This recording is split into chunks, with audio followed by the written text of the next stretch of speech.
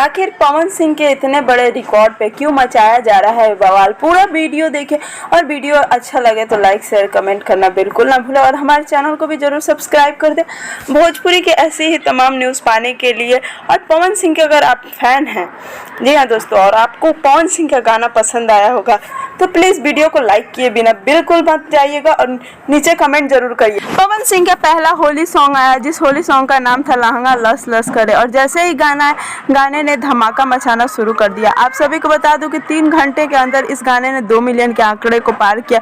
और जैसे ही पोस्टर सामने आया, लोगों के मन में अलग अलग भावनाएं उत्पन्न होने लगी। कुछ लोगों ने यह कहा कि ये फेक है, बहुत सारी चीज़ें ऐसे सामने आ रही थी, लेकिन पवन सिंह जी ने अभी तक कुछ भी नहीं कहा है।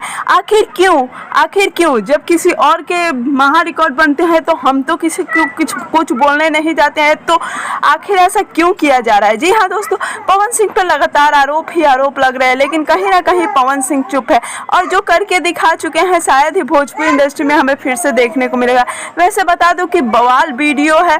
पवन सिंह और नीलम गिरी की जोड़ी को लोगों ने इतना पसंद किया कि अगर आपने अभी तक गाना नहीं सुना है तो जाकर सुने। और बता दूं कि महा रिकॉर्ड अभी भी रिकॉर्ड जारी ही है, एक दिन में 4.5 मिलियन के आंकड़े को पार किया है।